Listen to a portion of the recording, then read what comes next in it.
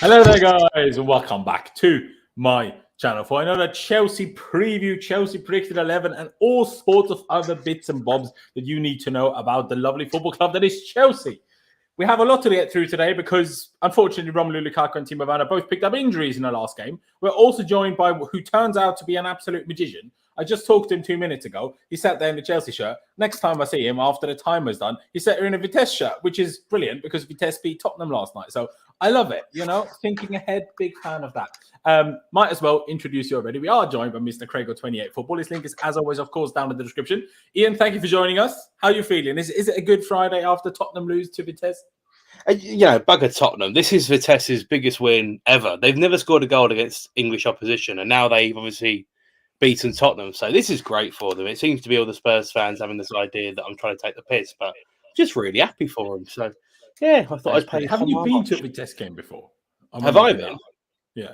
Yeah, I've been. Yeah, I went over there. I've been over there twice. My dad's going December. I'm going over there for 2 games, actually. How did you and your dad build the affiliation or, interest in Vitesse, or was it just the Chelsea loanies? Well, the Chelsea stuff obviously helped, but my dad obviously very interested in kind of World War II stuff, and there was a very big moment in World War II that happened in Arnhem, which is where they blew up a bridge that was really important. There was a big old battle, and my dad wanted to go and see it, so we tied it in together and went to watch the team.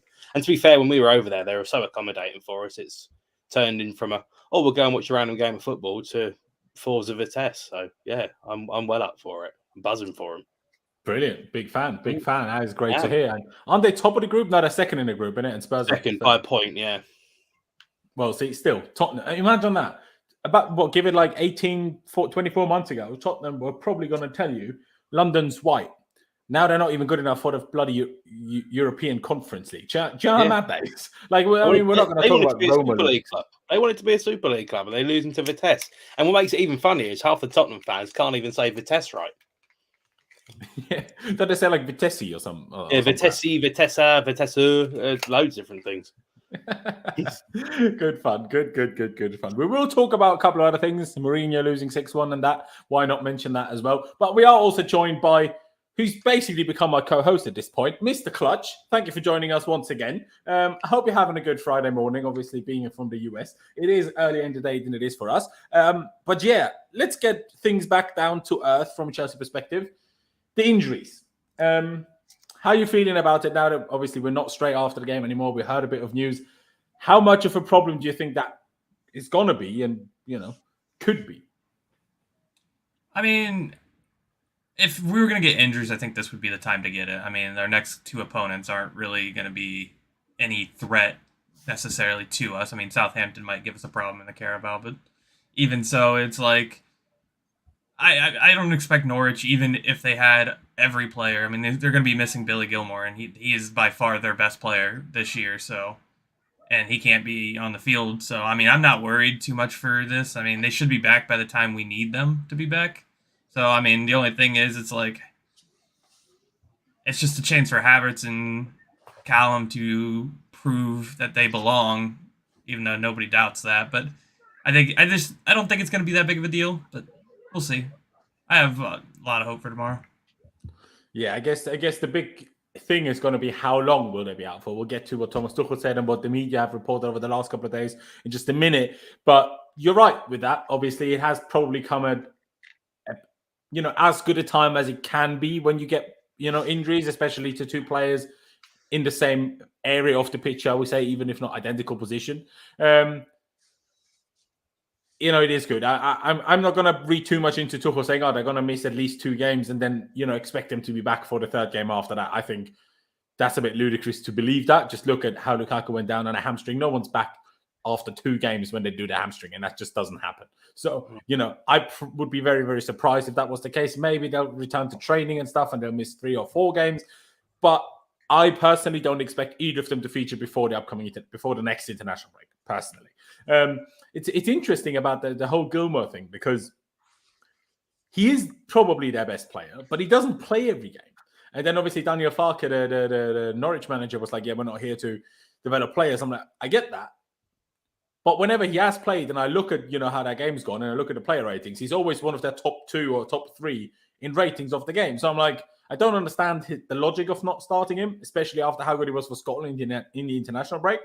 But he did, I think also the media kind of and Chelsea fans on Twitter kind of overselling it with, he's not getting enough game time. He still played quite a lot. It's not like Ampadu when he was at Leipzig that played 2 games all season. That's not the same situation here at all. But apparently we have a recall clause in January if we want to, make use of that. But I suppose we'll have, it's a long time till January. We're only on October 22nd. So let's wait and see how much game time he gets until then. But let's just get into the thick of it, I suppose.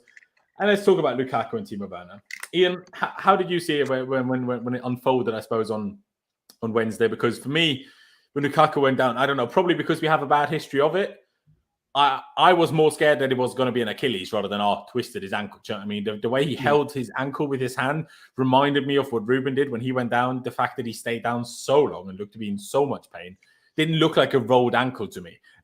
It turns out it's not that deep of an issue. Otherwise, they wouldn't even be talking about 2 to 3 weeks, 3 to 4 weeks.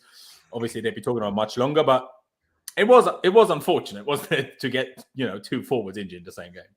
Yeah, I think, to be honest with you, I was very surprised he played Lukaku. I didn't think that he was needed at all. And I get that they want to kind of get him a bit of form, but I think the form would have been more likely to be found against Norwich than it would have been against Malmo. It was a very strange one, in my opinion, to play him in the first place. But, I was there and he obviously was down for a while, but he did walk off by himself. Which is always a good sign, because if it is that bad, he's getting assisted, he's getting helped. He did walk off pretty much of his own accord, which is somewhat of a positive. But again, we're looking at the run of fixtures that we've got in the next 5 or 6 weeks or so. We've got 1 or 2 games that could prove difficult, but last year we'd be looking at those games and still going, yeah, we can win this one, we can win this one, we can win this one. And I think also, especially in terms of tomorrow, the playing of Kai Havertz up front, the way that he plays as number 9 is very different to how Lukaku does. And if Norwich have been preparing to play against a big physical unit up front for the last week, all of a sudden their plans in a couple of days get changed and they've got 2 days to deal with it. There's obviously positives and negatives with everything. It's an opportunity for some players to step up, of course. It's good in that respect, but also as well, it's £100 million man who, of course, we don't want to see get injured all the time, if ever. And I don't think it's too deep. The Werner one is unfortunate. But again, I can understand why he played, and it's one of those ones that I'm a bit more understanding of it, but I didn't think we needed to have played that strong of a side against Malmo because, we were done with that game in the first 20 minutes. The second we went 1-0 up, we were never going to go behind. And the second we got the second goal in 20 minutes, bang on, I think the game was done. Yeah, it really was. You can say that. You can also say if the referee just gives, which was comfortably a penalty for the shove on Jorginho a few minutes before the Lukaku foul, if the ref just gives it or VAR gives it, Lukaku doesn't get injured either. So it's like, well, you can look at Tuchel starting him. You can also look at the referee knowing the rule book. So, that would always help. Obviously, the Werner one is an unfortunate one. Timo is weird because at the start of the season, he basically didn't play full stop. Didn't get minutes to save his life. And there was talk, will he leave in January? Will he force a move if he doesn't get minutes? From then on, all of a sudden starts every game. Plays really well against Southampton in my books. Plays well for Germany. Scores 2 brilliant goals in the same game. Scores for us on... Did he score for us? No, he didn't. But he was still one of our better players against Brentford. Obviously, only Chile scored. But he was still one of the only attacker that was somewhat acceptable in my head in that game. So it's weird. Unfortunate that he got injured, obviously. But the Lukaku thing, just to clarify quickly. So what Thomas Tuchel said, Thomas Tuchel isn't a fan of sharing too much when it comes to injuries. We learned that with Christian Pulisic, although maybe he also learned the hard way with Pulisic because the first press conference after the Pulisic picked up his injury, he said, probably about 10 days. And now it's been over 50 and he's still not back. But the problem isn't that he initially said 10 days. The problem is that he hasn't given us an update on it since then until last Friday. Or until last Tuesday, sorry. That was kind of more the thing that people had issues with. Not necessarily myself, but people would have just liked to have been updated about these pain setbacks that he had in the process of it. But Tuchel said they will miss at least the next 2 games. They will definitely be out till tomorrow. They will definitely be out for the Southampton game. And he said, we'll see after that. But I just said it to the boys off air. I'm not expecting him to be back before the international break. And then, hey, for once, maybe an international break can be somewhat useful because it gives him an extra kind of 2 weeks, I suppose, to get fit. And maybe they'll be back fit for the game after that. That would be good. Tokyo asking here, what about Pulisic? Yeah, he's just also still out. We don't know. We didn't get an extra update, but here we had the update on Tuesday. We heard yesterday from some news publication that he's training by himself now on the pitch, but I don't really know, when exactly he'll be back. Clutch. Anything you heard, because you might, I don't know, care more or do more research on what came out about Pulisic? Anything else you know? Just what Simon Phillips tweeted yesterday, which is that he was doing solo training yesterday while everybody was doing recovery training. So he could be back next week, but he could not be. It's an unknown at this point. I think he'll be back sooner rather than later, but I'm not a doctor. I don't know. Yeah, exactly. Also, the fact that he was close to coming back a couple of times already and then the pain kicked back in, that same thing could theoretically happen again, which obviously would be a problem. Although it is weird. I mean, hey, you see it in normal day-to-day life. You see people struggle with small injuries for weeks and months on end, but not struggle that they can't do it a day-to-day life, right? They just, they get home from a day's work and it's just, my knee's sore or my ankle's sore, but it doesn't really affect them. But obviously, if you're an athlete and your ankle's sore, you can't exactly, do your job. So then it looks like, everything's bad, but he's probably living a normal life, can probably walk about and do everything as normal, but just can't quite play Premier League level football, which is obviously the problem. But yeah, let's hope he's back soon. But Clutch, anything you would like to add on the whole Lukaku and Timo Werner thing? Yeah, I mean, I think it's fine. Like I said, because our next 3 Premier League games are all at the bottom of the table. All 3 teams, Newcastle, Burnley, all at the bottom of the table. So, I mean, and it probably gives them both the chance to get a little bit of rest too. Unwanted rest, but rest nonetheless. And if we can get Pulisic back, then we can get him into form. And then by the time international break comes back, we're going to have everybody back full firing. So that would be the ideal, of course. Yeah, I mean, just because it's been also brought up yesterday, I think by the Athletic even, that the whole Armando Broja situation obviously went out on loan to Southampton, started his first Premier League game on the weekend, scored his first Premier League goal on the weekend in their win over, forgot who it was. Was it Brighton? No. I can't remember who it was, but they played somebody and won. And obviously, apparently, initially, actually, Thomas Tuchel had planned to keep him around. But then, as preseason went on, they kind of changed their mind. I think, as far as I understood it, Broja maybe asked for a loan move because he would have liked more minutes, which is fair enough. But, hey, I said it all summer long. I don't understand why we get rid of Tammy and Giroud if we only sign one striker. Because, in my opinion, we were already down on strikers last season. And now we only got one in and got rid of 2. Because, yeah, we have Werner, but for me, Kai Havertz is way closer to being a real striker than Timo Werner is. So if you're going to talk about, we only have 2 strikers, yeah, that's Lukaku and Havertz. Werner isn't a real striker. You can basically only use Werner up top if you play counter-attacker football. That's the one and only situation where you can physically do that and it not be annoying. So we have to, and Kai will need to play now. Kai will need to play, so hopefully he can manage to stay fit. He should be fine. He's, 22 years of age, hasn't played stupid amount of football so far this season, so should be able to play 5 games until the next international break, and then we just hope that people are back from injuries. But let me put that to you, Ian. Now that obviously we are in the situation where 2 of our 3 strikers, if you want to call Timo that, got injured, do you think it is now, in hindsight, a mistake that we didn't keep, for example, Broja around, that we didn't keep, for example, Batshuayi around, or, I don't know, force Giroud to stay for another year or something? I understand why they didn't keep them around. Because, I mean, there was money to be made, and obviously we've made money, and I don't think that Broja yet will be the player that, ready to be the player that we probably hoped and needed him to kind of be. And I think that's fine. That's completely chill, and I haven't got a problem with that at all. He's going to be a good player in years to come. I do actually think, I mean, my only kind of slight criticism of him, I watched him England versus Albania a little while ago. He can be a bit lazy at times. And I think that's maybe something that Thomas Tuchel maybe wanted to avoid kind of having. And if you're going to bring him on and he's a little bit lazy or whatever, then, obviously it's a far from ideal kind of experience and an option to have. But was that a first team game that you saw, or was that an under-21 team? No, first team game. Okay. I think it might have been one of his first starts for Albania. I don't know. I think it might have been his first start. I don't think it was his first game. But Definitely, it was an England qualifier. It was because we're in the same group, and we'll see him in a month's time, whenever it is, when the next international break is.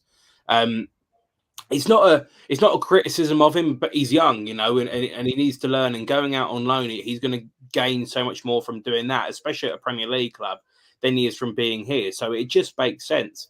And in also terms of financial point of view as well, is if he turned around and went, "No, I want to play first team football at a good level," and Chelsea went, "Okay, actually, well, we don't need you right now," then we can sell him, make money, and whatever. It might be another one of those, we missed out on him. But the point of the Cobham product is to be able to produce players. Not all of them are going to make it into the first team, but we can sell them on and continue to make more. So when we do get the likes of Mason Mount, Reece James, Callum Hudson-Odoi, Loftus-Cheek, blah, blah, blah, blah, blah, you've got the money because the academy's keeping itself running. That's the point of it.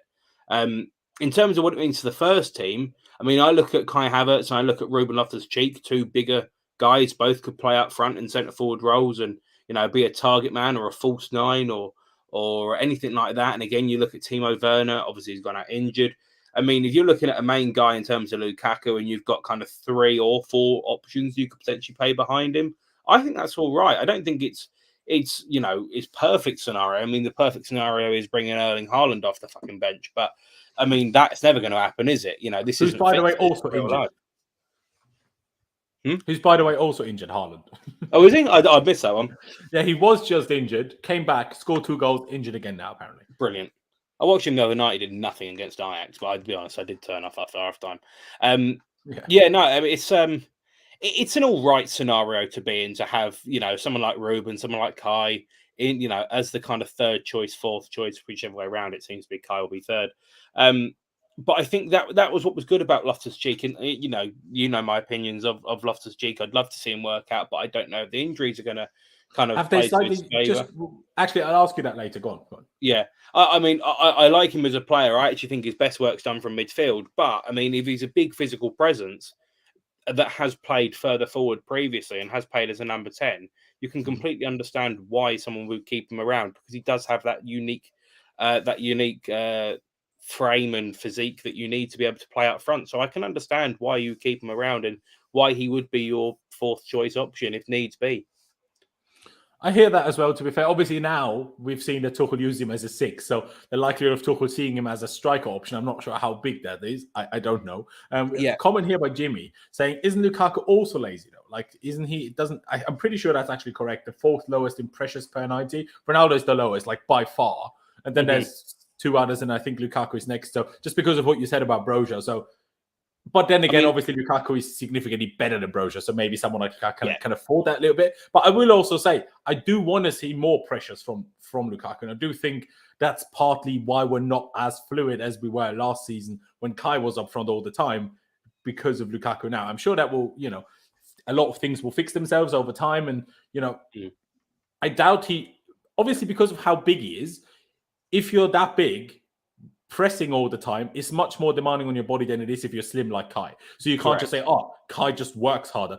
Yes, but everybody has a different body. Like you can't expect someone with a different body to do the same thing, right? So you have to include that. My only slight worry about what you said there, because Timo and Kai as backups to Lukaku, in theory that works, but the kind of problem is that at least one of them kind of always starts with Lukaku from the get-go. So it's not like they're backups from the bench. They're kind of one of them, sometimes both of them, just start with him in the first place. So then yes, they are backups, but kind of they need them backups. And obviously, some other thing that we spoke about, we touched on Pulisic already, but also Hakim Ziyech was actually discussed in the press conference today. That Thomas Tuchel feels that he is still suffering from that shoulder injury that he picked up in the Super Cup. Not necessarily saying that he's in pain, but he thinks it's limiting him in certain movements, in acceleration, in this and that. And then I'm like, okay, good information. But if you think that, why did he start like 3 games in a row against, didn't he start against City and Juve and the game before that? If you think his shoulder is affected, he definitely started Juve. I can't remember if he started. No, he didn't start City, but he definitely started Juve. If you know that his shoulder is affecting him, I don't get why he's starting. But hey, maybe he only was kind of aware of it, that the shoulder was a problem after that. But I will also say, in this case, a little bit of take back of some of the criticism against Hakim Ziyech over the last couple of weeks. Because hey, if an injury is affecting you, I'm not going to be too harsh. I just question why you played him. If an injury affects you, don't play, and not against him, but against the medical staff. Against why pick someone that's not fit? Surely we have and that makes it even more frustrating. Like when Callum Hudson-Odoi is playing, so you're picking an injured Ziyech over Hudson-Odoi. I don't get it. I don't really understand. But Clutch, do you see what I mean in a sense of, because Kai or Timo, at least one of them, start with Lukaku usually, it's kind of a problem. And would you have liked to keep someone like Broja or maybe Batshuayi? I'm saying Batshuayi more than Giroud or Tammy, because Tammy wanted to go anyway. We also got big money for him. And Giroud was, that would have been a bit harsh on Giroud, because we clearly told him, yeah, you're allowed to go. We're just going to give you this extra contract. So just in case we don't let Lukaku, you need to stay type thing. And, we get $500,000 or $1 million or whatever we got for him in the end. But Michy Batshuayi, let's be honest, he would have been absolutely fine sitting on the bench or sitting in the stands. Like, just as a if need be option, we could have kept Michy around. Let's not pretend like Besiktas are playing all of his wages. So we're still paying at least half his wages anyway. So we might as well have kept him about, I suppose. But Clutch, how do you see that one? I agree. I mean, I think the plan at the beginning was Mount, Lukaku, Havertz as a front three, and then Werner is going to be the backup. I think that was the plan. And then all of a sudden it went all right up where they're not working together for whatever reason. So Thomas had to go, you know what? I don't know I can't replace Mason because of his pressure in the front. So I'm going to have to replace Kai. So I'm going to bring in Timo for Kai. But the option was always like you wanted two strikers up top, one with Lukaku, then you should have had at least two on the bench. Like, that's just how a simple two striker system works.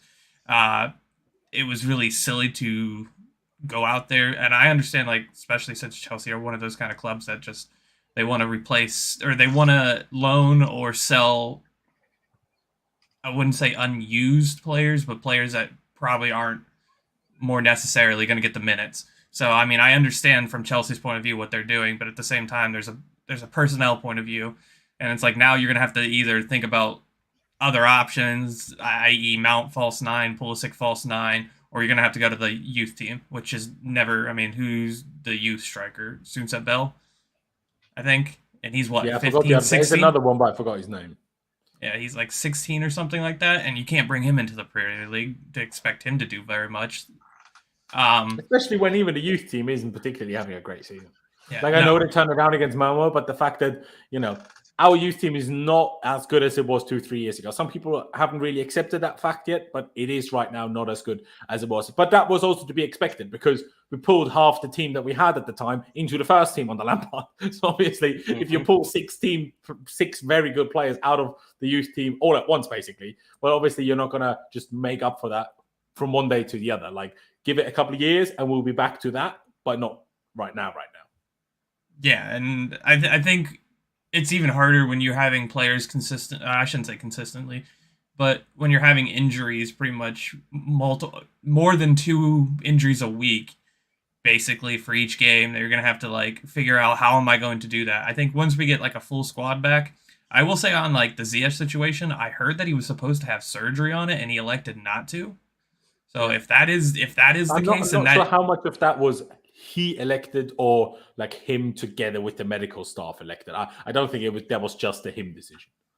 Oh, I agree, but I mean that's another factor. Like if you're gonna need if like they're telling you like, hey, you should probably get surgery, and like the decision is, I mean, you're good without it. I mean, at that point, that's on the medical staff and himself. I mean, we can't really say, hey.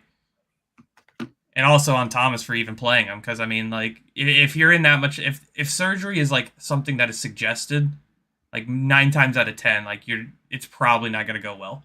Like you're probably not going to have a great season. Like I always say, if they tell you need surgery, you need to get it out of the way, because it's why limit yourself past full potential for maybe 2 months of rehab.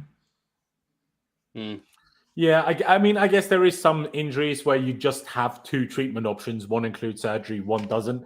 One has obviously the risk of a surgery. The other one takes a little bit longer to be fully healed up, but both can end up with the same result. That does exist, but I definitely do see what you're saying. There was something I just wanted to bring up. Now I can't think of it anymore. But hey ho, it is what it is. Let's move on. Maybe it will come to me. It will hopefully come to me. Ladies and gentlemen, by the way, if you haven't already, please be sure to subscribe. Smash that like button for me. Check out Craigo, obviously, his channel down in the description below. Check out Clutch on Twitter as well. And if you want to get involved, use the super chat function. I'm never going to be mad at you for that. But of course, you never have to. But the other question that I think we need to discuss... now I remember. What I wanted to talk, because I saw someone talk about don't play and overplay Lukaku. And now, because I not had a go at it, but I questioned that as well on Wednesday when he started after the day before Tuchel said he's basically overplayed. Now, he did kind of explain that a little bit better in today's press conference. And to me, it sounded like it was maybe his English not being his first language kind of being a problem. I think he probably shouldn't have used the word overplayed, because he didn't mean overplayed physically. He kind of specified that today his body wasn't the problem. His body wasn't overplayed. It was more mentally, obviously putting a lot of pressure on him for with Belgium, because they have a top team, but they've never really performed. All the Belgian players knew this was their last real chance at something. That didn't happen, so that's a bit of disappointment. Then obviously the whole drama of the move, and that taking a few days and this and that. Then doing the Nations League and obviously trying to be the best he can for us, then not quite work over the last few days. I can see why that's maybe mentally a little bit draining. I hear that. I understand it. And with that said, then I also understand why you would play him against the Malmo, just to try and give him a couple of goals, give him some extra confidence that can maybe help with that mental fatigue, just by, basically giving you endorphins, just giving you endorphins that, block out or override the mental fatigue. So I see that. Just to explain it, because I saw someone in the chat say it as well. But let's move on. We're playing against Norwich, who is obviously bottom of the league, who seemingly learned nothing from their Premier League campaign 2 years ago, unfortunately for them. Daniel Farke obviously was Tuchel's assistant, or initially was the youth team coach at Dortmund while Tuchel was at Dortmund, but then I think they pulled him up to be his assistant for the second season. Don't quote me on that. So they do know each other. Farke certainly knows Tuchel. I presume Farke knows Tuchel's play style better than the other way around, but hey-ho, it is what it is. Do you think that plays any effect on it, why it's going to be more difficult for us than some other teams to play against Norwich? Clutch, or do you think it doesn't make a difference? I mean, at the end of the day, talent is talent, and we have an abundance of it. I don't care how much he knows about Tuchel's I'll grow about that one, mate. Yeah, I don't care how much he probably knows the way Tuchel does things. Tuchel is so good tactically that he can change on the fly at any time, and it takes a top manager with top players to stop Tuchel 90% of the time, unless you have Mbappe and Neymar. Then you just lose to everybody in League One. Well, you say that. Unless he has Mbappe and Neymar, you mean? Yeah. I mean, I think there's a good reason. I mean, like, if you look at the front three of those PSG last year when he had them, like, none of them wanted to do the things he wanted them to do. So it was just like, okay. So there's a reason why they go out there and lose. Right person, wrong time.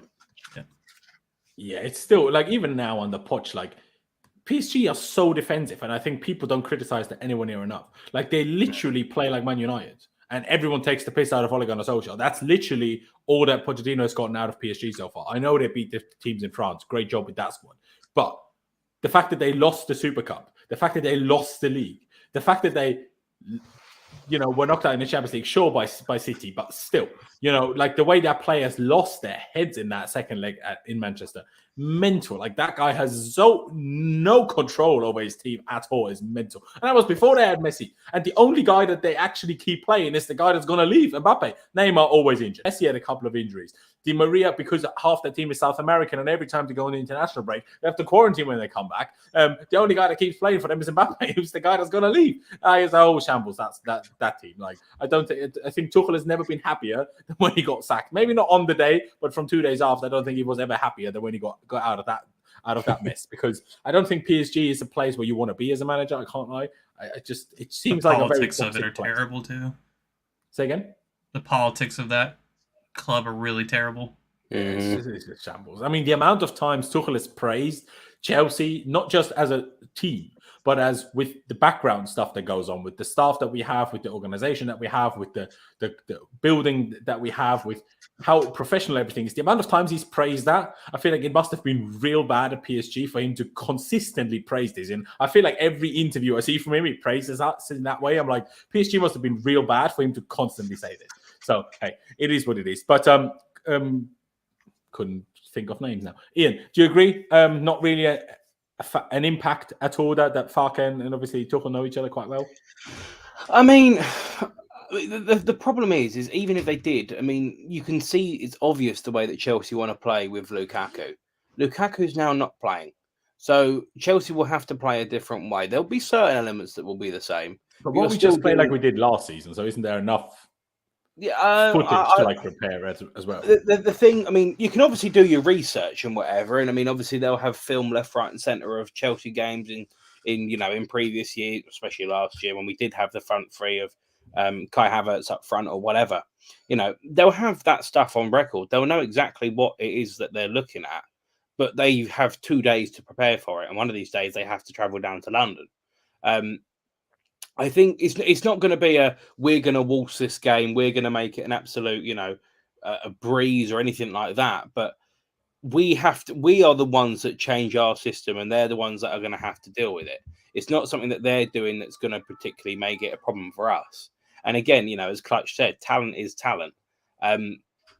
Clearly, Roma got that wrong last night. But, I mean, in terms of Chelsea, we're talking about the squad depth we've got. And we lost Lukaku and Werner, on Wednesday night, which is obviously gutting. And we brought on... who did we bring on? My God, we brought on Kai Havertz. Who else came on? And Hudson-Odoi. Hudson-Odoi, Jesus. Was touted to go to Bayern Munich for 70 million quid. I mean, then you're looking at Reece James came on, Alonso came on. I can't remember who the other one was. Kovacic, did Kovacic come on? No, Saul Niguez came on. Saul came on, yeah. I mean, you're looking at that and think, Norwich would kill to have a player like Saul Niguez playing for him. I mean, it's harsh, but it's true, And again, look, if Chelsea want to go and be the aggressors in this game and go and get it won, then so be it, Let me just interrupt you quick. Considering they put Billy Gilmore on the bench, they might put Saul Niguez on the bench as well. You never know. Yeah, exactly. Well, yeah. Imagine that for a luxury player at Norwich. But yeah, no, look, if Chelsea want to go and be the aggressors in this game and go and win it, I talk very, very often about a statement of intent. And it's not a case of the statement of intent, you can go and put 8 goals past Norwich, and that's going to be a tough job to do tomorrow morning. But, I mean, let's look at it realistically and think, well, it's going to be a tough job to do to put 8 goals past them, to go and beat them and absolutely outright smash them. But could we go and play them off the park and win 3-0, 4-0? That's very achievable, even if we are missing 2 of our main players. And that's the thing. Again, if we want this game, as Clark said, talent is talent. Talent is everything. You want to work hard, do it, and you want to believe by it. And you're going to have to step up to the plate a little bit because you are missing, obviously, Lukaku and Werner. This is a prime opportunity for Mason Mount, who has had a good season, but not great by his standards. And even he'll accept that. Kai Havertz, who's been kind of lacking minutes. Hudson-Odoi, I think, will play. A great opportunity for him. And then whoever else that wants to come in as well. Look, if we want to go and win this game, it's down to us. And in terms of the actual managerial stuff that Daniel Farke can do, is he going to change certain bits? Of course he will. Can he change everything? And should he be able to change everything to deal with what Chelsea throw at him? No. If we want it, we should be able to go and deal with it.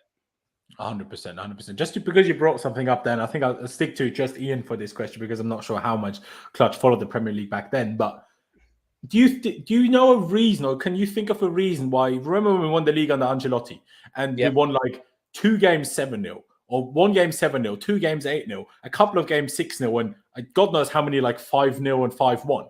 Yeah, that just even City don't do that anymore. Like, why do these scorelines not happen? Do you think just the level of also the lesser sides in the Prem got better, and that's the reason, or do you think football has just turned towards more defensive football in the Premier League? I think there used to be a real golfing class in the Premier League. I think there used to be a real obvious difference between your top 4/5 and then the rest. Mm-hmm. I mean, you used to get, top 4, this is casting my mind back now. Top 4 that year was Chelsea, Man United, Arsenal, and I want to say it would have been Liverpool. Probably. Well, Liverpool went completely down the Swanee after they put in a title challenge, then came back and now have obviously won the Champions League and the league. They've come for it. They were with the storm. Arsenal haven't. Man United have been right down there in the bottom, in the depths of it. I think they qualified for the Europa League and whatever. But those teams that were kind of previously would have been like 7th, 8th, 9th, 10th, 11th have just all got better. It's not about the teams necessarily down the bottom. It's about just those games where teams like Tottenham, who used to kind of pop up and get the odd result every now and again, they're now a proper force, whether you want to give them credit or not. They are a proper force in the Premier League. Teams like Leicester, proper force in the Premier League. There is a few of those, and we've seen teams previously. I mean, we beat Wigan the final day of the season that year. We beat them 8-0. They stayed up for another 4 years somehow. Exactly. So, but do you think that Wigan side was significantly worse than this current Norwich team? Yeah, they were, but they still stayed up. They didn't get relegated. So you also think the level changed also at the bottom? Why? Obviously, I think everyone can agree. I think it was because of how much they were rested. That was my point. Was it wasn't a case of actually beating the individual teams in 90 minutes. It's because when you did have to go and turn it on against I don't know. You had to go and turn it on against an Arsenal. You beat Arsenal 2-0 and you go, yeah, great result, brilliant. That was your hard work done for like 3 months, maybe 3 months a bit harsh, but yeah, a month or whatever. That was like the hardest game you'll have. I mean, we're now looking at the first 3 games of the season. We had a London derby against Palace, which was, it's Palace, but they weren't in the Premier League 10 years ago. They're a decent side now. You have to think about that kind of side. Beat them, then we played Arsenal, then we played Liverpool, and then we played Villa. Did we play Villa next? Someone, and then eventually we played all these teams in close succession, and they're good teams. Tottenham away as well. Teams. Yeah, and we've had Champions League games thrown in as well, and I think the quality of the Champions League's got better than it has done previously. But you used to have, all those teams in and around the bottom, all their effort would used to go in fighting against each other. They used to look at it and go, we are no way going to beat Chelsea. We're not going to beat Chelsea. We're not going to beat Chelsea. And then it come to the point where they would put all their efforts into trying to win games against each other, those big relegation 6-pointers. They put such an effort into trying to get points out of those games, which obviously really do matter because you are competing directly against these teams to stay up. When you played a Chelsea, Man United, Liverpool, Arsenal, even Spurs, you did used to get whacked from occasion because teams just were not good enough. I mean, you look at Southampton the other week, or one of the first weeks of the season. I think it was second week of the season. They got a 1-1 against Man United. But then last year, they got beaten 9-0. And then to be fair, they had a man sent off after like 3 minutes. But yeah. Yeah, cool. Yeah, but again, that's the difference. That's a 7 or 8 month difference. Literally pretty much just came past. Let me just jump in there because I think it's a good point because I feel like back then when we were talking about like that Ancelotti season, I feel like more teams were a bit like Southampton are. How Southampton are not like Burnley where they park the bus for the most part, right? Yeah. Burnley will never concede 5, 6, 7, 8, 9 goals. That just will not happen to Burnley. Even against City, that won't happen to them.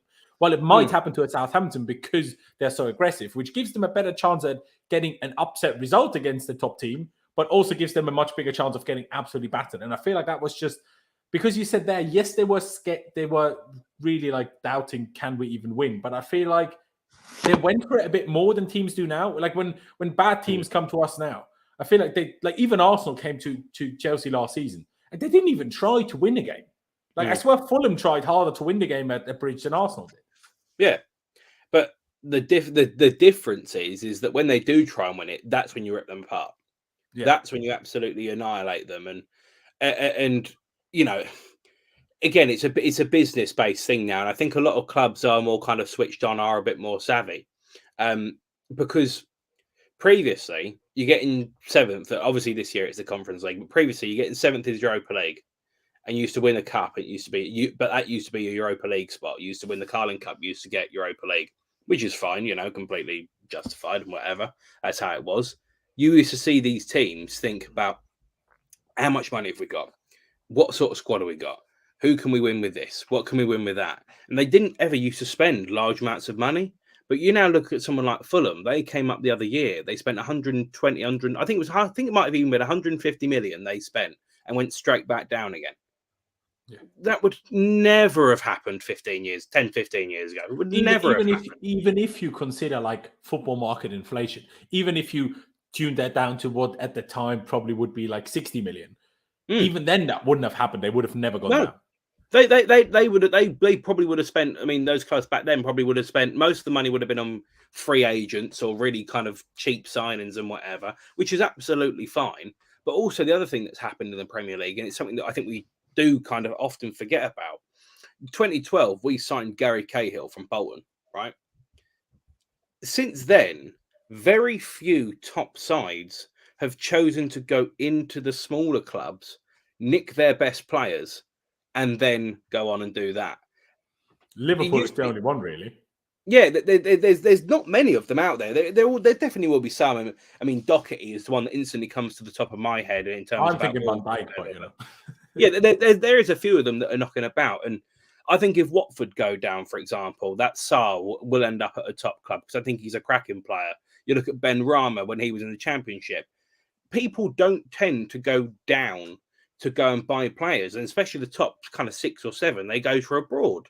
So they do obviously pick those players up, but those players are also still in the league. They might end up at different clubs because they might sell to each other, or they might like Danny Ings or something like that. They do still end up in the league, but those players are still about. Where 10, 15 years ago, those players would have been brought. You know, they would have been brought. When we brought Anelka, we brought him from Bolton. Correct me if I'm wrong. We did buy him from Bolton. I think so. I can't. I mean, yeah, I'm pretty sure we did buy him from Bolton. Yeah, we definitely played for Bolton before he played for us. Yeah, I think we brought him. We took their best player. No other way of saying it. Then we took Gary Cahill. You know, another one of their best players. Obviously, Bolton are right down there at the bottom at the moment in terms of the whole football league, let alone even the Premier League. But you look at that as a bigger picture. That we're one club. 10 years ago, there was 5 clubs doing that. Yeah. And they used to make themselves better, which actively made people worse because you used to turn around and go, come to the Premier League, mate. Yeah, we'll buy you from abroad. We'll have a right old laugh. Someone like St. Maximan would never have gone to Newcastle United 10 years ago. Would never have gone because there was just no guarantee, certainty, anything that there was going to be any money for him. And he could have just been relegated like that. That fucks up his career. Where now he comes over, he's a star.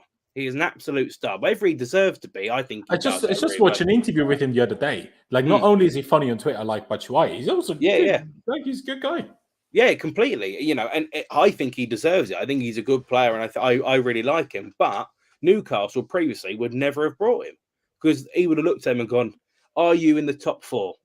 No, well, I'm not going to play for you then because there's just no point." Where now you look at Tielemans as a classic example. How have Leicester managed to snag Yuri Tielemans, a fantastic Belgium international, one of the first names on the team sheet for Belgium, and Leicester, little old Leicester, have got him. They've done it because the whole league has them a lot. Another Belgian, Dendoncker plays for Wolves, man. Like, when he was 17, 18 at Anderlecht, he was like touted as the next great DM in all of world football. Yeah, completely. And it happens because, you know, the teams in the Premier League have stopped shopping around the bottom half of the table. And now those clubs that are keeping a few people are now starting to keep 1 or 2 names and actually add in that star from abroad, the Dendoncker, the Yuri Tielemans. There's a few others, the Adama Traore, and obviously, Wolves have got a few of those. And then they start to put a run of games together, and all of a sudden they're a decent side. And that didn't happen 10 years ago in the Premier League, and it's actually great to see. But in terms of those 8-0s, 5-0s, and all those games, they will happen less and less and less.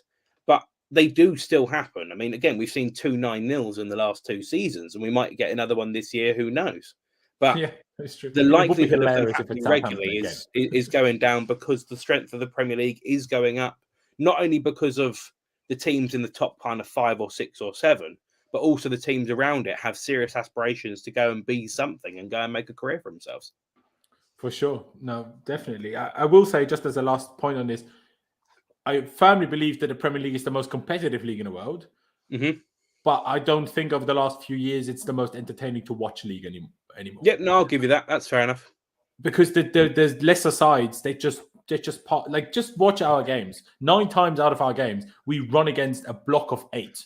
That doesn't happen in other leagues. So that's why games are more open and more entertaining. That's why we have to struggle. That's why we sit here as Chelsea fans debating how do we break down low blocks. Bayern Munich don't have to think about that. They play about 2 low blocks all season. Which is shock or wonder. That's why they couldn't do anything against us in 2012, because they never have to do this. Because in the Bundesliga, they just can't bother with that. but that also only works because Bayern are by far the only good team. In the Premier League, there's like 6 or 7 teams where they need to do this against, and if you get battered by all of them, you're guaranteed to get relegated. So that's why there's a different type of need as well. And Clutch just put it in a private chat here. You're allowed to talk, Clutch, by the way, no worries. He said youth development is better now too, which is definitely part of it as well. That just everyone has better players coming through, which is obviously a fair shout. But we didn't want to have the longest stream of all time. Now we spoke about something completely random for about 20 minutes. So just quickly, talk about Klopp, who's better. Tuchel, obviously. But no, I mean, it's a whole debate for a whole different day. Let's get to predicting this 11 here. And I also saw the question by Jimmy earlier, who's going to start in midfield, which is probably the biggest question mark, I guess. So why don't we do something different for once? Let's start with the midfield. Clutch, and first and foremost, tell me, would you play a 3-4-2-1 or would you more lean towards a 3-5-2 again? I presume not, especially now that we don't have Lukaku. But if you do lean to a 3-4-2-1, who would be your midfield 2 tomorrow? I would go for the 3-4-2-1. And my midfield would probably be Georgie and Ruben. I think it'll be a little harsh on Kova, but I think if we can get that same Georgie that we got midweek, we'll be in a solid position. And we'll allow Ruben to go forward and help the attack a little bit more. I agree. I said this already after the Malmo game, that this is the midfield 2 I would like to see. Just mostly because I wanted to see that midfield 2 against Malmo, because I just still don't understand why Kante had to play that game. Even more so than with Lukaku, because at least Lukaku, you had the logic of giving him some confidence by playing him against a slightly lesser team to get some goals. That makes sense. You could argue same for Timo Werner. But why Kante had to play, I just have no understanding of that whatsoever. Same with why did Rudiger have to be chucked in? It worked out in the end. He's fit. He's probably more match up for Norwich now than he would have been otherwise. But obviously there was still a little bit of a risk attached to it. Otherwise he would have been in the squad against Brentford already. But it would also be my midfield 2. I'm not saying it's our best midfield 2, but I think against Norwich, I don't think it's going to be the be-all and end-all. And I think I want to see if that works. I want to see if it works, because I didn't think Kovacic, Loftus-Cheek would work, and it was brilliant against Southampton before the international break. Absolutely brilliant, them two together. But now I want to see if this works, because Ruben has been, to me, incredibly impressive as kind of being Jorginho's backup as that second number 6 that we have.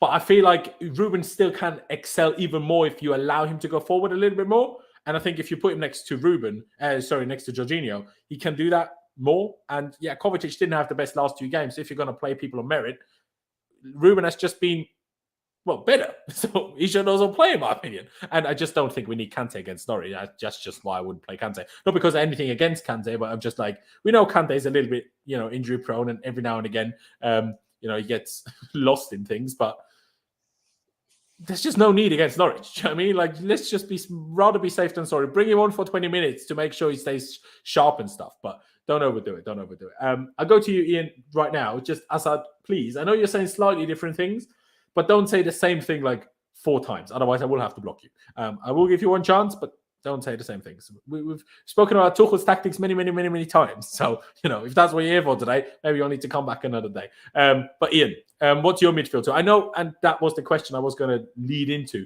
with this that I wanted to ask you earlier already. Now that you have seen, because obviously we've spoken about Ruben before when he was alone at Fulham and this and that, and you had your doubts, you had your reservations, and hey, fair enough. And I always said I have a bit of a bias towards him because I just like him and love him so much. But I don't think any Chelsea fan can sit here now that they weren't impressed and surprised by how he's played so far this season. So now I'm wondering how you feel about him now and what potentially maybe changed about your views about him. My view has actually stayed the same. Ruben's best position is a number 8. That is him. Everything about him screams a number 8. When he kind of broke onto the scene 2015-16, I think he played in the FA Cup. I was in love with him because he used to run from midfield. He was a big, strong physical presence. He kind of did the Matic role, but had an end product. I really liked what I saw. He would play the midfield right the way throughout. And then people started pushing him forward. And I don't know if it was him or if it was other people, but he got almost really obsessed with scoring goals. And it seemed like everything he wanted to do was always the luxury stuff. And I think that he's so much more of a player than just that. And I don't know whether the injuries has kind of hampered that kind of maybe mentality or impacted that mentality in terms of him. But, you know, the injuries that he's had, the unfortunate luck that he has had in term when it comes to that kind of area and moves and transfers or loan deals, I should say, and whatever, you know, it is unfortunate. But it almost feels like he's trying to rush himself. Oh, I've got to score goals. I've got to do this. I've got to do that. I've got to keep myself relevant. And but don't you think he seems different now? And see, yeah, this is the thing. It seems like for me, I mean, the last, what was it? I think it was 2018 World Cup. He played and he kind of had this very small, minuscule role after doing really well at Palace. And then obviously got injured in Europa League season. And it kind of always felt like, oh, I've got to do something. And when he went to Fulham, it was like he was having to impress constantly. And that was never the case. But they wanted him to. They always wanted him to go and impress. There are people, and I'm one of them, that get impressed by doing really small things. And that's picking the ball up in midfield, driving through, breaking a line, and playing the ball off. And being in the right position for, if the ball comes out, to bang one from distance. Because I look at, I mean, if you change this to Kovacic or Kante instead of him, I'm looking at it going, where's the goal coming from? Where's that little bit of threat coming from midfield? Loftus-Cheek can play that pass through. He can play that killer ball. He can shoot from distance. He's got that in his locker. You know, might not do it every week, but the fact that you have that in your locker, you have to make the other team think about that. And that's what Loftus-Cheek can do. I just think he is a fantastic player and he's got the perfect physique to play in the centre of midfield. And I think, again, if it's not about educating, that's the wrong word. I can't quite think what the word is, but if it gets into his head and Tuchel, it seems to be like he's doing it right. If you kind of show him the project, this is what I want you to do. I want you to play in this role. You might not play there a lot, but when you play here, I want you to be able to drive the ball forward and I want you to do the positive things. But when we do not have the ball, I want you to drop back in. I want you to help out with the physical stuff. And that's what he can do. And that's what Kante and Kovacic both can't, which is why I love the fact that he's in here. I just don't know if he's going to play tomorrow. But I think, going very back to the point, I think in number 6/number 8 is going to be his best position moving forward. And I mean, I really like him in terms of this position. But when they're making him do something that he's not, which is in this formation will be a left or right forward or a number 10 or whatever, that's not the best bit of his game. And he can get lost in that area. And it's nothing that he's doing wrong, but you just have to play to your strengths, which is why I was saying about earlier on about Lukaku and map that he presses.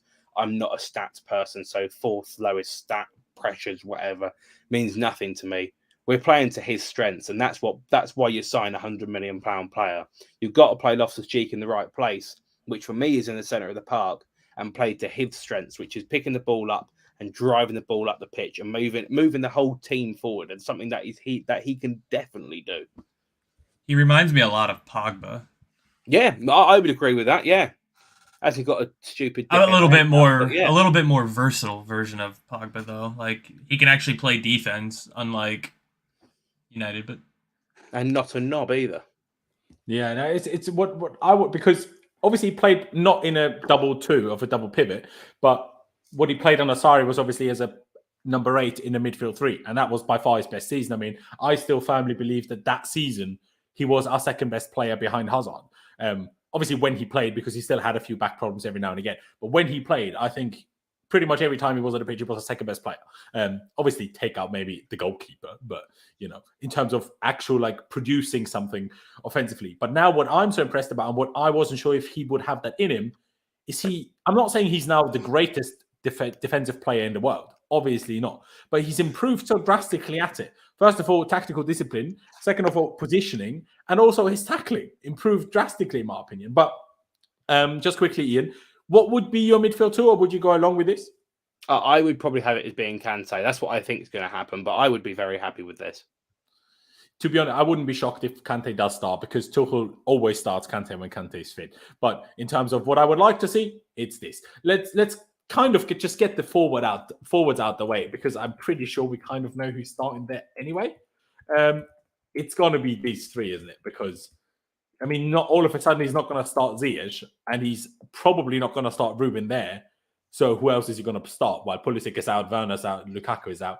He's not going to start Barkley either. So it's going to be those 3, is it not, Clutch? Yeah, that's probably what I'd go with.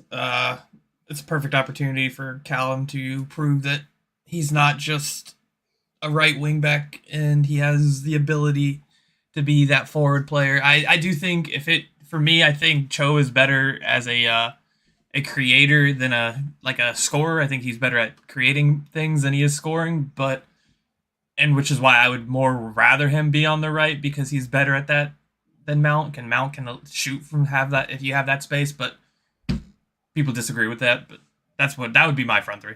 I would probably say that Hudson-Odoi is better cutting in off the left-hand side, as that's what he did in the Europa League year. That's where I think he's best. I agree with both of you on this because I do agree that he's more of a creator than a goal scorer, but I do still think it's better off the left than off the right. But I do also think that Mount in this kind of formation is better off the left than he is off the right because I think you're forcing Mount to limit himself in that kind of inside 10 role. Like if it was a proper winger, he wouldn't be great as a proper left winger. But as this inside role, like we have obviously here, I think Mount is just more suited to on the left side than he is on the right side. But so is Callum, so is Timo, so is everyone but Kai and Ziyech. But still, Kai sometimes plays there. Mount is over here. I still never understand this. But I completely echo what Clutch said. It is a big chance for Callum.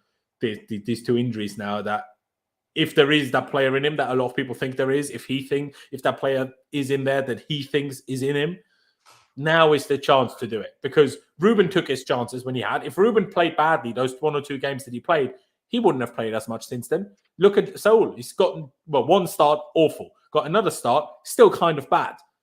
Basically hasn't seen the day of light since then. Ruben took his chance. Chalobah took his chance. That's why he got minutes. Callum, for the most part, whether at left wing or right wing, hasn't really taken his chances as much as you would have hoped. Hence why it's now it's not deal or no deal, or it's not now or never. But it's still, if he wants to fight, to get himself a spot, to at least be in the first 15 to start games, it has to be now, does it not, Ian?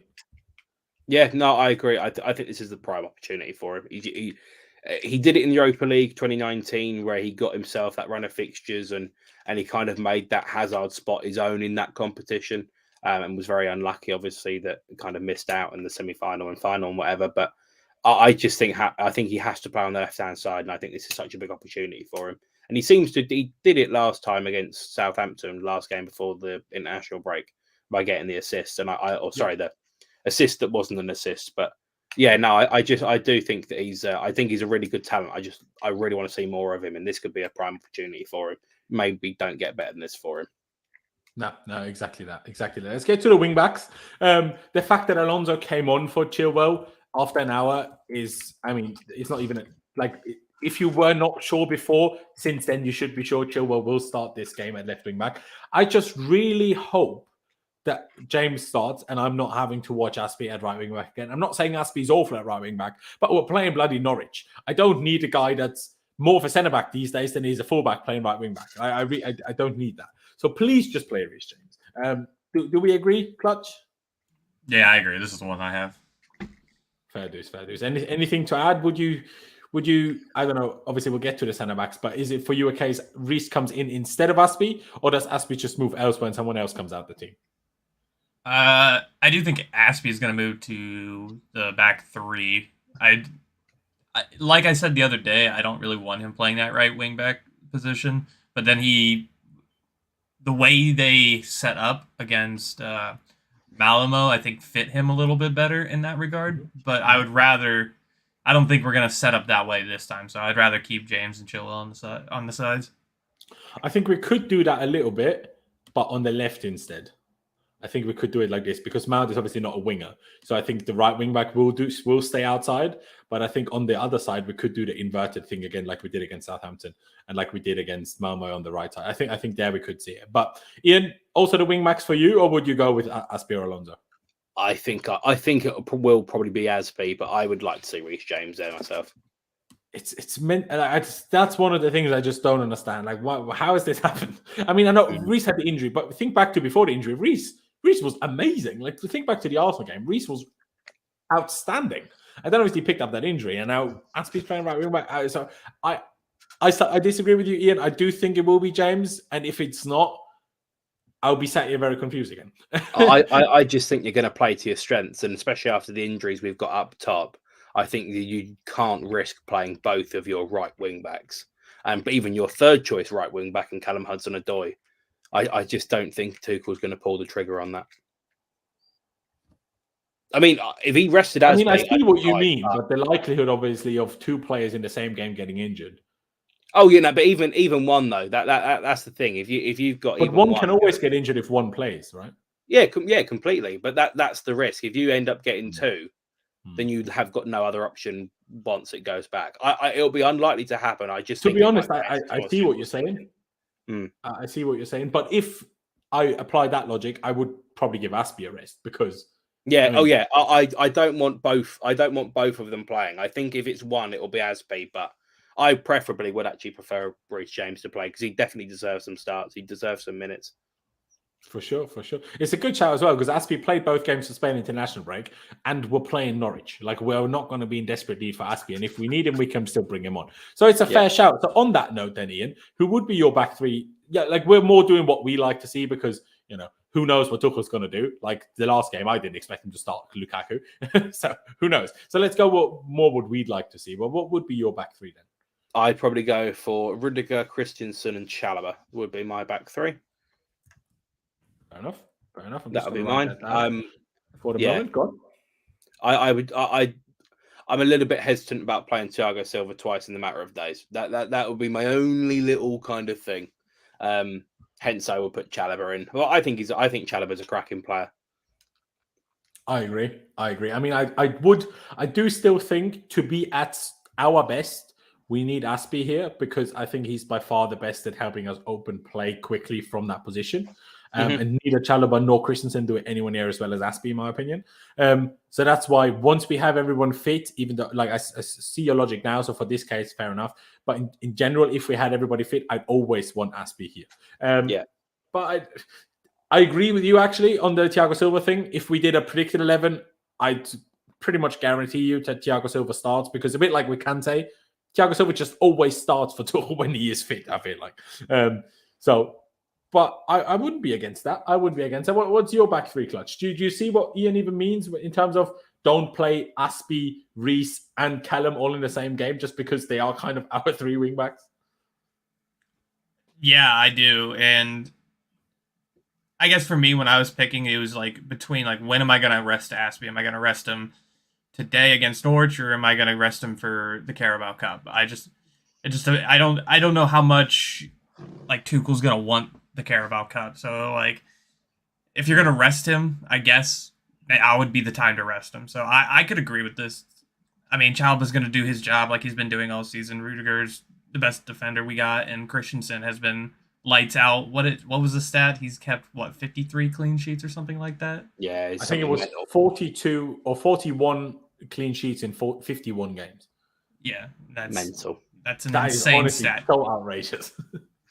So, I mean... And EA gave him a 79 rated card. Like, are you taking a Michael? And that's why I didn't buy that game.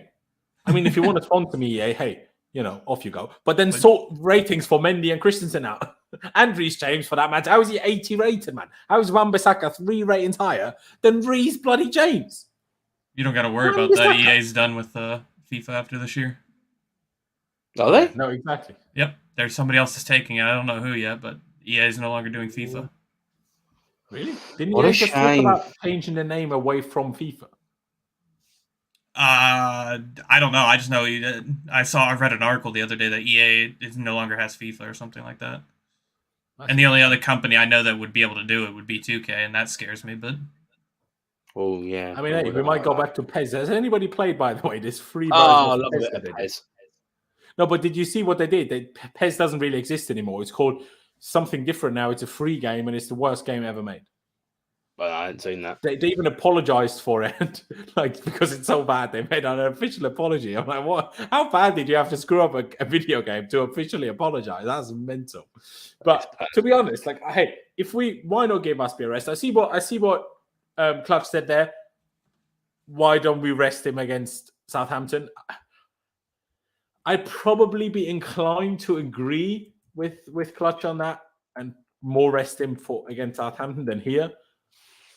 Because, yeah, I don't really know. Because if you rest him now, you start him then, and it just puts you in a spiral that isn't necessary. But I'm not particularly bothered which one of the two starts. I don't think whether it's Aspie, whether it's Challo, whether it's Christensen, whether it's Thiago Silva, none of that will be the decisive factor whether we win or lose against Norwich. All 5 of these options will do fantastically well. We know that. We've learned, like, as much as we've had a few attacking problems, we've learned that these 5 all do a great job all the time. So, I think we'll be absolutely fine. And obviously, Edouard Mendy will be in goal. I'm pretty sure we can all agree on that. Let's round this out slowly but surely. Let me go with you first, Dutch. Score predictions. 3-0. 3-0. I think we're gonna. Yeah, 3-0. I think we're gonna go out and batter them. I mean, I literally have zero confidence for Norwich. To be honest, so probably that's probably the amount of confidence they have in themselves for this game, in all honesty. But hey, maybe not. But Ian, 3-0. Would you go higher? Would you go? I was going to go for 3-0, but for the sake of being entertaining, I'll go 4. Why not? So that. Okay. Well, I was going to go 4. So what do I do now? Oh, you go 5 then. Go on, back it. 5-0. Go on then. Why not? Sorry, Norwich. I actually quite not like Norwich. I think their away kit is the best away kit in the Premier League this season. But I hope they don't get relegated. But if it's going to depend on getting a result against us, then they're in the mud anyway. So, all the best to them, except tomorrow. And it's obviously early kickoff. I don't like early kickoffs. I'm not a fan. I love to go, but I don't love to watch it on TV. I love it. On TV as well. An early kickoff. You got the pub, you got the cafe beforehand or the pub. Go and have breakfast, and you make your way down to the ground. You come home. You got all afternoon. Do whatever you want. Fantastic. No, I agree. If you go to the game, I love it. But if you watch it at home and you're producing content, it ruins your like. It's kind of too early in the morning to do anything before, and it's kind of too early after for how shops and everything works in my country. We aren't things here close at 6 p.m. on Saturdays. Yeah. So to do anything when I'm producing content, I'm like, I don't have time to do anything when we play early kickoff. I can't do anything before. Well, I could, but I can't be bothered to get up extra early. And I'm not going to have time after. So that's why I always find them annoying. And if we get bad results, it's usually early kickoffs. But mostly on the away games, the home games are usually fine. But yeah, why not? Hey, we've got a 3-0 from Clutch, a 4-0 from Ian, and a 5-0 from myself. Let's hope one of us is right, because then we'll, have 3 points and that'd be lovely jubbly. Hopefully, Callum Hudson-Odoi, Kai Havertz can take their chances. Kai, I suppose, already did coming on for Lukaku, fair play. But we move. Let's hope no more injuries. And it's Norwich. At the end of the day, it's Norwich. We should be getting a win. Let's not hype it up to something it's not. It's a complete must-win game. It's a game that we are expected to win, and a game that we hopefully will win and should win. Ladies and gentlemen, we're going to round it out here. Thank you guys for watching. I appreciate every single one of you that has tuned in. Of course, Ian, subscribe to his channel. Link is down in the description below. Craig28 Football, as you can see on screen. Just click the ads down in the description, takes you straight to his channel. Check out Clutch on Twitter. Subscribe if you haven't already. We're on the road to 15,000 subscribers. So get subscribed. Smash that like button for me if you haven't already. It doesn't cost you any money, barely cost you any time, and it really does help me out. But yeah, thank you guys for watching. Up the Chelsea, upwards and onwards, and I'll see you next time.